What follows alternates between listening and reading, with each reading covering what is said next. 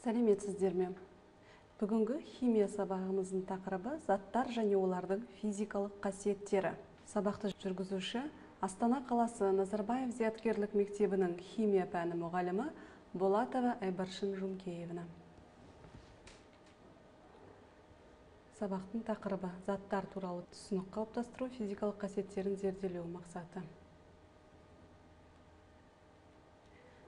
Сабақтың міндеттері: заттар мен денелер туралы білімдерін жаңғырту, заттардың физикалық қасиеттері туралы білім қалыптастыру, заттардың агрегаттық күйі физикалық қасиеттеріне тәуелді болатындығын түсіну, зертханалық тәжірибелерді зерттеу жұмыстарын орындау барысында физикалық қасиеттерді болжау, заттардың физикалық қасиеттерін күнделікті жағдайда қолдана білу, зертханалық тәжірибелерді орындау барысында зерттеу жұмысын жүргізу барысында заттардың физикалық қасиеттерін талдау, заттардың агрегаттық күйі және олардың физикалық қасиеттері арасында байланыс анықтау, заттардың физикалық қасиеттері және олардың білу маңызы туралы тұжырым шығару.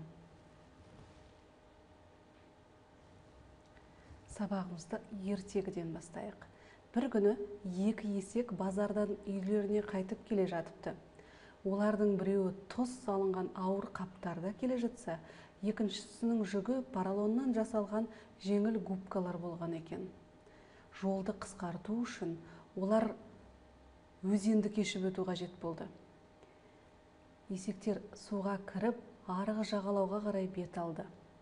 Біреуі жүзу кезінде қиналмады және арғы жағалауға жылдам жетті. Ал екінші есек батып кетпей жағаға жету үшін көп күш жұмсады.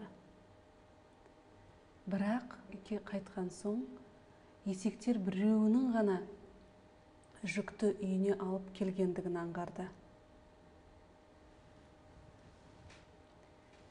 Қалай ойлайсыздар, есектердің қайсысы өзенді еш қиындықсыз кешіп өтті? Неліктен? Қайсысына қиын болды? Неліктен? Есектердің қайсысы өз жүгін үйіне дейін әкелді? Қайсысы жеткізе алмады және неліктен? Ойланып сұрақтарға жауап берейік.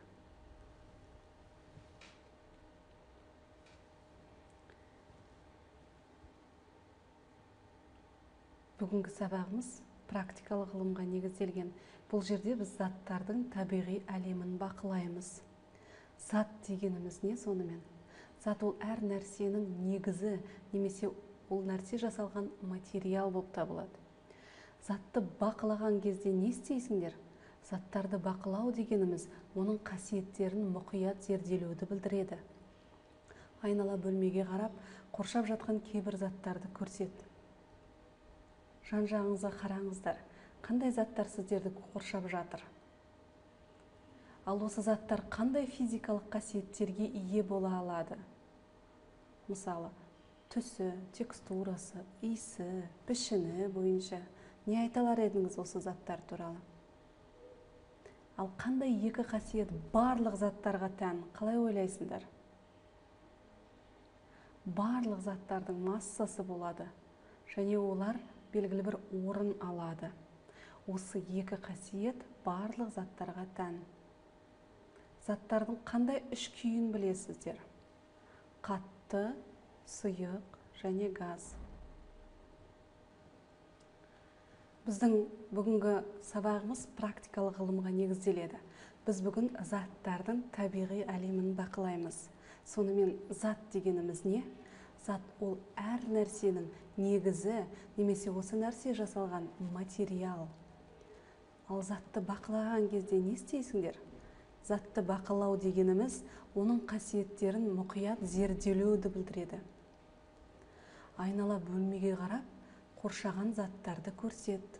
Сіздерді қандай заттар қоршап жатыр? Ал осы заттар қандай физикалық қасиеттерге ие болады? Мысалға, түсі қандай, текстурасы, иісі, пішіні қандай болады?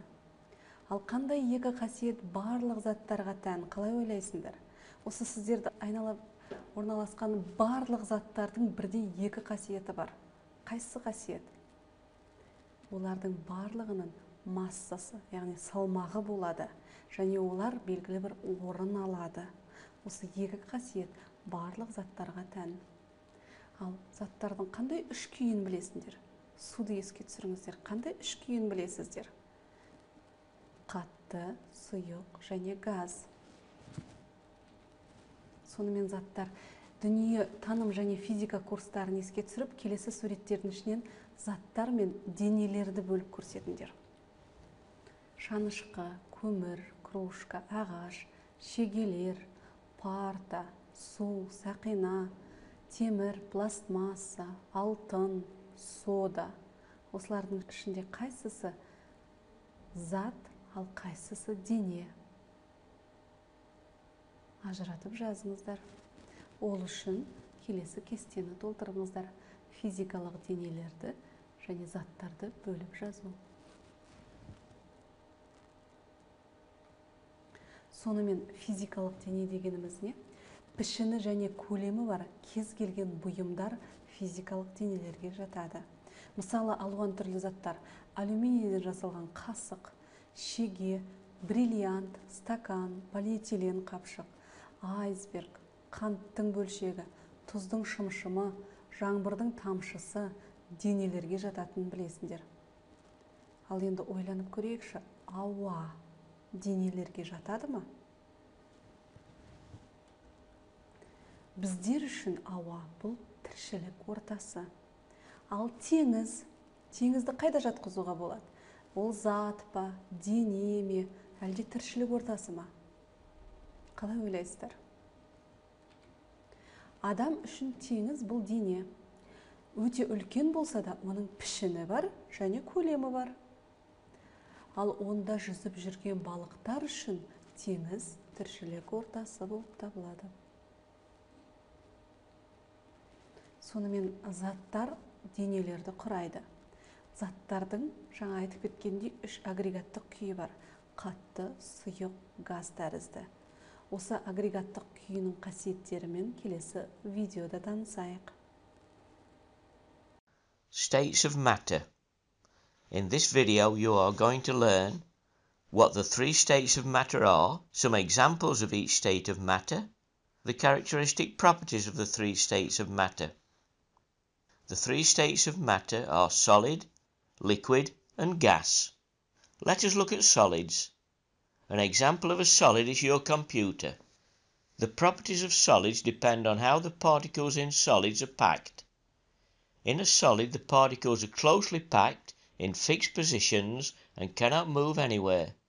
So, solids are rigid, cannot be squashed or compressed, have a fixed shape and a fixed volume. They cannot flow. Now let us look at liquids. An example of a liquid is water. Just as with solids, the properties of liquids depend on how the particles in liquids are packed. In a liquid, the particles are again closely packed, but not as closely packed as in solids. So this means the particles in liquids can move around each other. So, liquids are not rigid, but because their particles are closely packed as in solids, they cannot be squashed or compressed. They do not have a fixed shape, but they do have a fixed volume. Beware with that one, as many students think because liquids do not have a fixed shape, they do not have a fixed volume either, but they are wrong. If someone orders a pint of beer, they cannot make it 2 pints by pouring it into different containers. As you know, liquids can flow. Finally, let us look at gases. An example of a gas is helium. This is the gas in party balloons because it is less dense than air and unreactive. Again, as with solids and liquids, the properties of gases depend on how the particles in gases are packed. Unlike solids and liquids, the particles in gases are not closely packed, they are far apart. As a result, gases are not rigid and can be squashed or compressed. They do not have a fixed shape nor fixed volume. They fill the whole space they are in.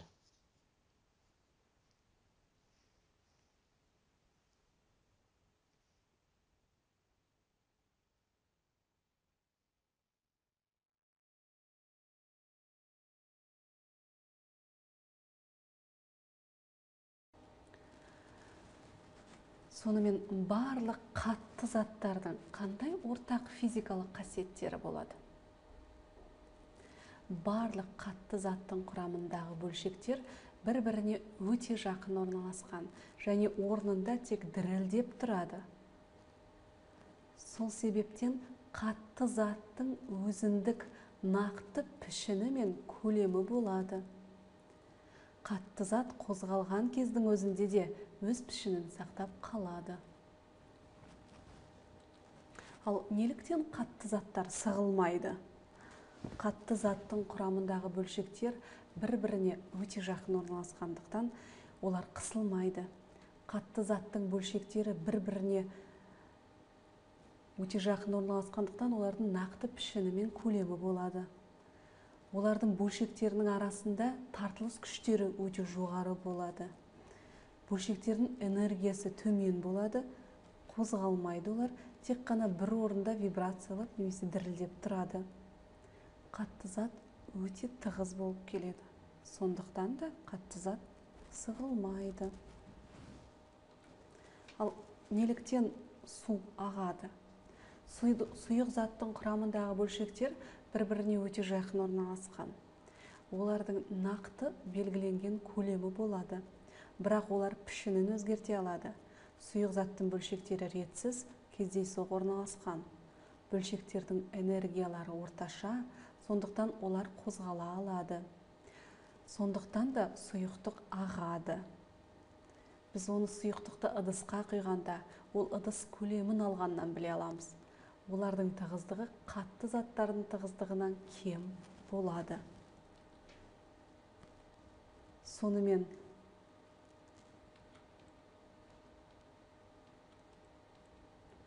барлық газ тәрізді заттар қандай ортақ физикалық қасиеттері болады? Газ бөлшектері кез келген бағытта еркін қозғалады. Оны суреттен көре аламыз. Сол себептен газдың нақты өлшемі мен пішіні болмайды. Газ өзінің контейнерінің көлемін алады. Газ контейнер сыртындағы барлық орынды толтырады. Сонымен газ өзінің контейнерінің пішінін немесе көлемін алады. Көлемін алады десек, ол мысалы шарды үрлегенде ол шардың түгел көлемін алады. Дөңгелекке жел берген кезде, допқа жел берген кезде сол контейнердің жаңағы дөңгелек доп немесе шардың көлемін алады.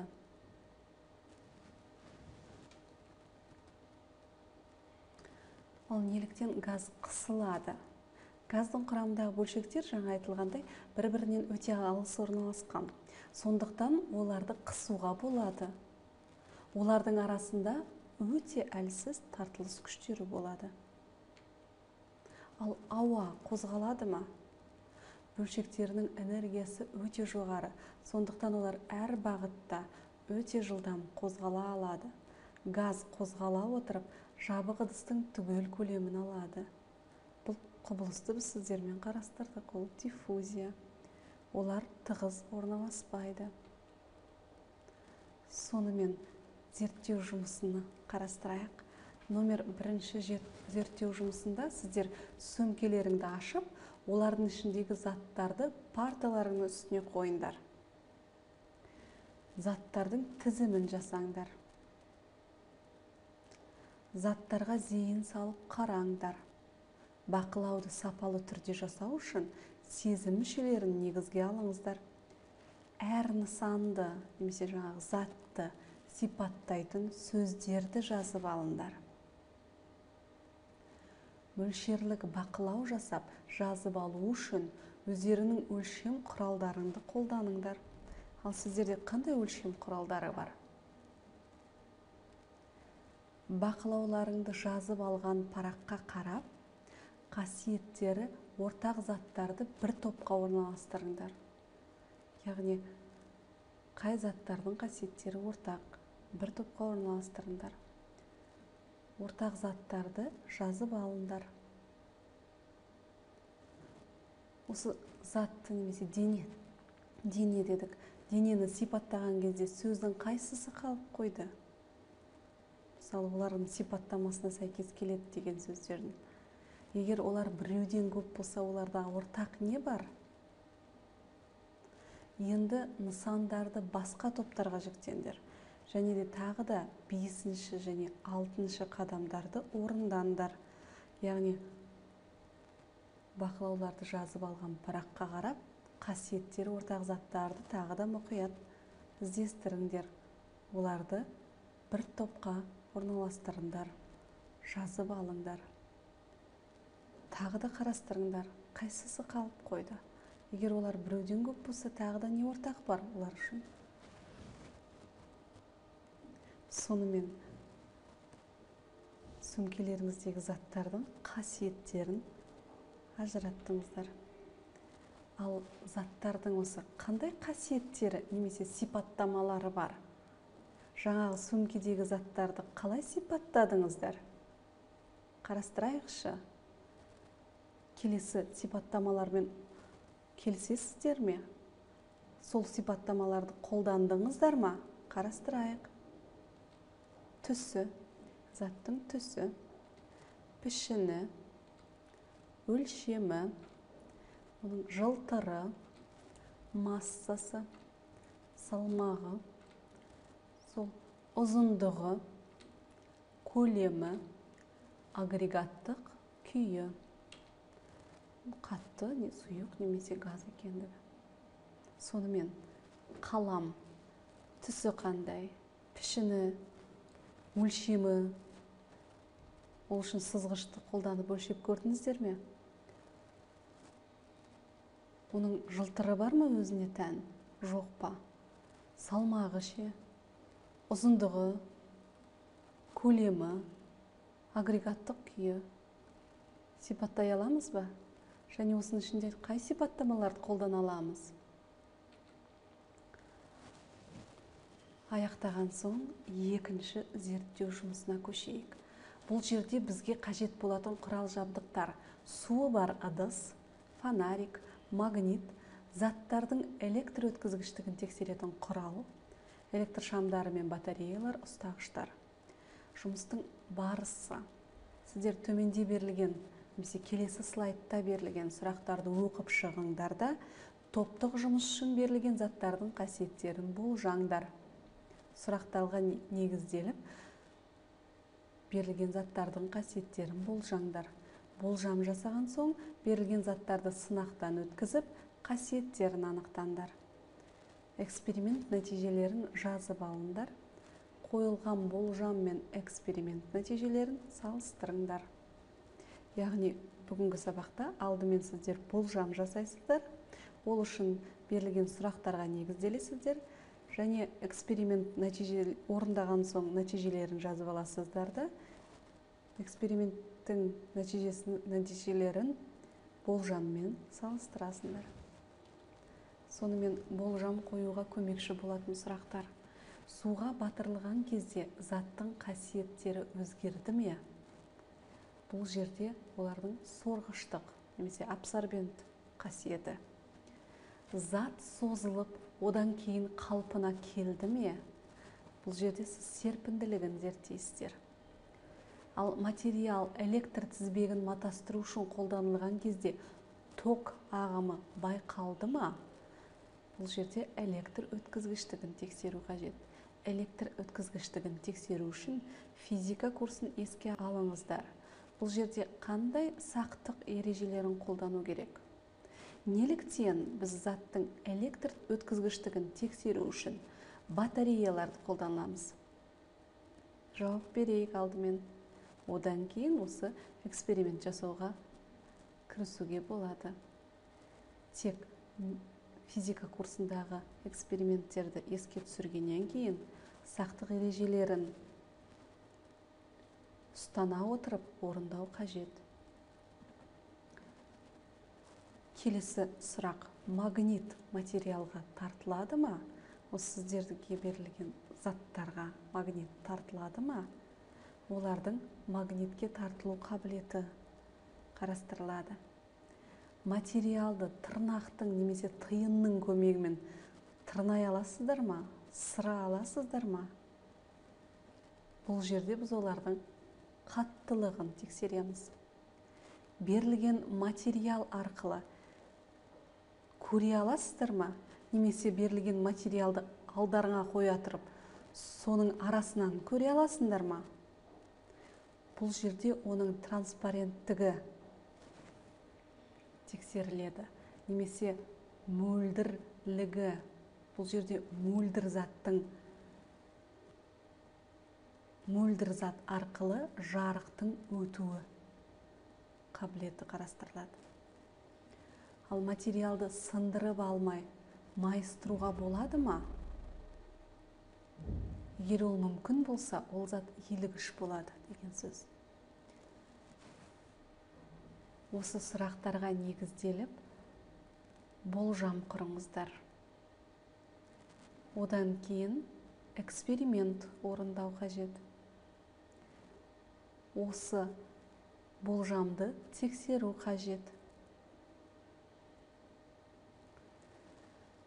Сіздерге бұл жұмыста бонус бар.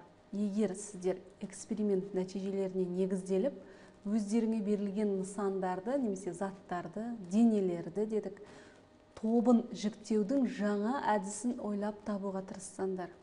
Яғни осы заттарды топтарға бөлудің жаңа бір әдісін ұсынсаңыздар, сіздерді бонус күтіп тұр.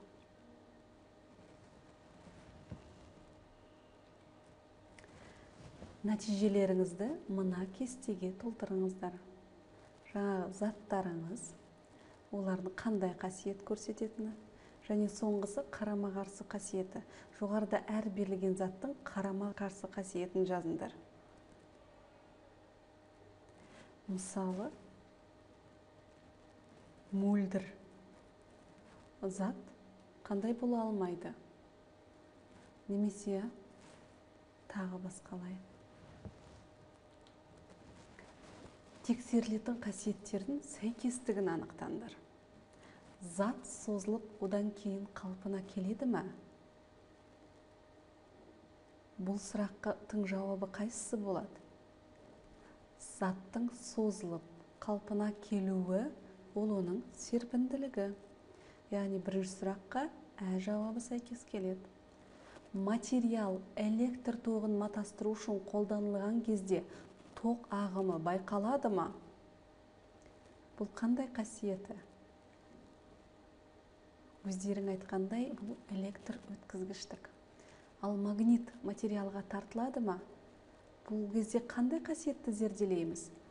Магнитке тартылу қасиетін әрине. Ал тиын материалды тырнай алады ма? Бұл жерде қандай қасиетін зерделейміз? Ол заттың қаттылығын. Ал берілген материал арқылы көре аласыңдар ма? Бұл не? Транспаренттілігі, немесе мөлдірлігі. Материалды сындырып алмай майыстыруға болады ма? Бұл әрине заттың иілгіштігі көрсетеді. Егер сындырып алмай майыстыра алсаңыздар, бұл зат иілгіш болғаны. Ал суға батырылған кезде заттың қасиеттері өзгерді ме? Егер өзгерсе, онда ол абсорбент, суды сіңіре алады деген сөз.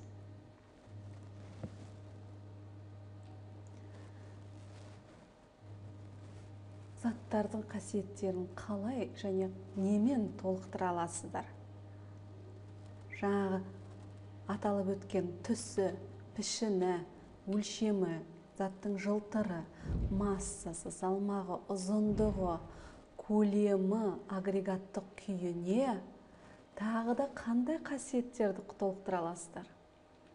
Иілгіштігі, серіппелігі, магнитке тартылуы, электр тоғын өткізілуі, зат суда жүзу немесе балқуға бату қабілеті, сұйықтықта еру қабілеті немесе ерігіштігі. Сонымен физикалық қасиеттеріне тағы да осындай бірқатар қасиеттерді қоса аламыз. Оны біз бұдан бұрын жасаған эксперименттерден немесе зерттеуімізден қарастырдық. Құпия зат. Бұл жерде сіздер осы заттардың қасиеттері туралы не білетіндігінді көрсетулеріңіз қажет. Қағаздан жасалған қапшыққа сыятын кішкене бір затты таңдап алыңдар. Бұл кезде мөлшерлік бақылау жазыңдар. Естеріңізде болса, мөлшерлік бақылау оның салмағын анықтау, заттың ұзындығын өлшеу, биіктігі өлшеу, көлемін анықтау болып табылады. Сапалық бақылау жасаңыздар, оның текстурасын анықтаңдар, жылтыр бар ма, жоқ па, иілгіш па, жоқ па, магнитке тартылады ма. Бұл сапалық бақылау болып табылады. Сонымен бақылау нәтижелеріне негізделіп, заттың сипаттамасын жазыңдар. Әркім өзінің құпия затының, өзінің жасырған затының сипаттамаларын жазып, сыныптастарымен, яғни парталас көршілеріңмен бөлісіңдер де, оларға құпия затты анықтауға мүмкіндік беріңіздер. Өздеріңізде көршілеріңіздің затын анықтауға тырысыңыздар. Осы тапсырмаға сіздерге 3 минут уақыт беріледі.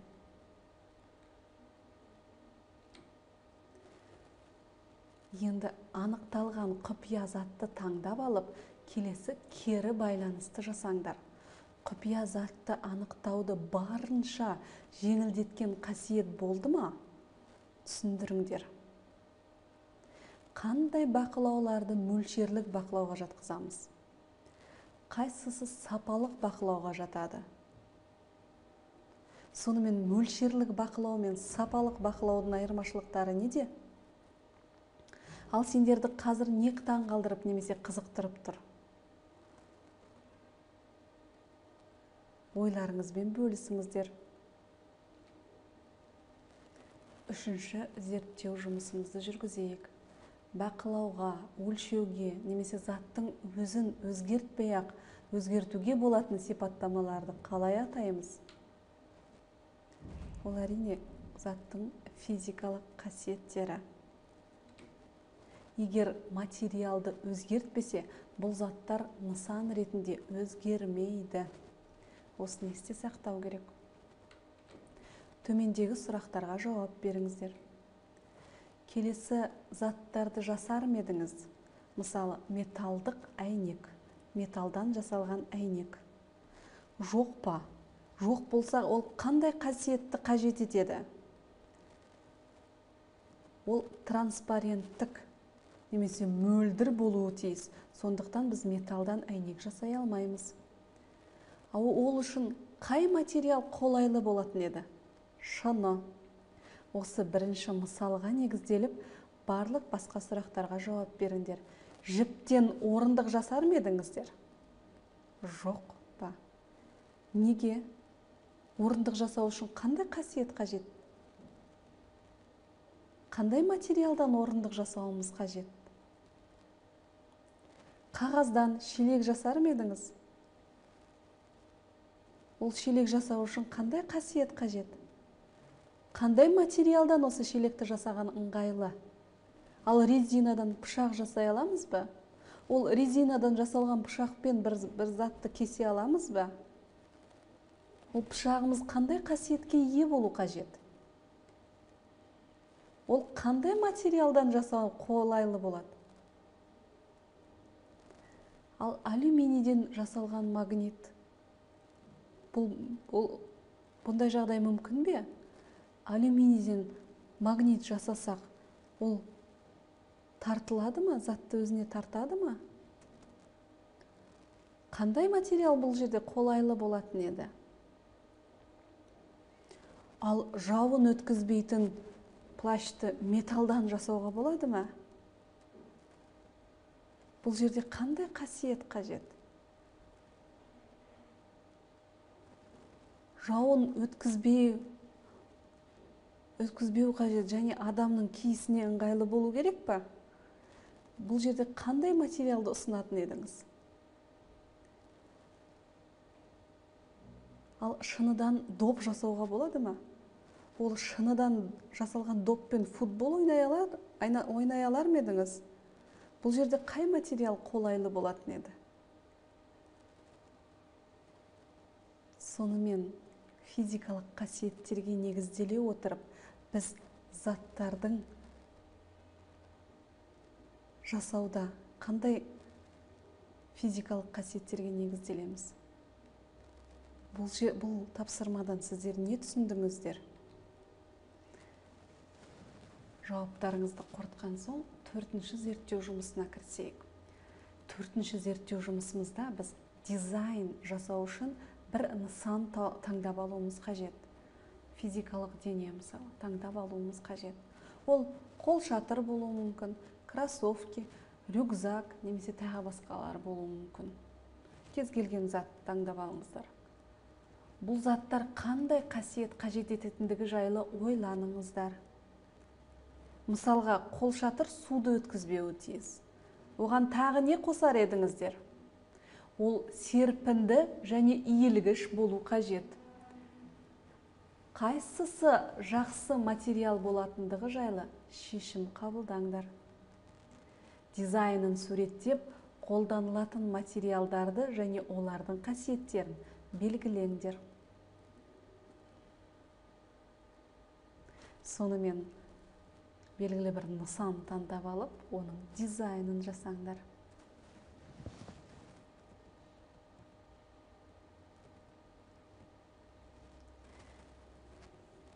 Ал үйде күнделікте қолданылатын заттарға назар аударыңыздар.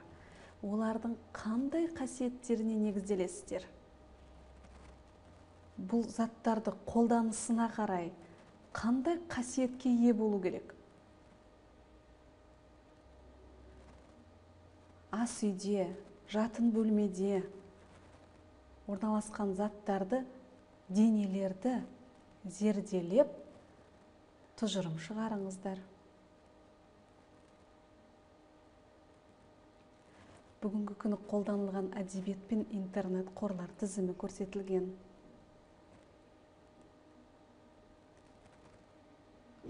Назарларыңызға рахмет.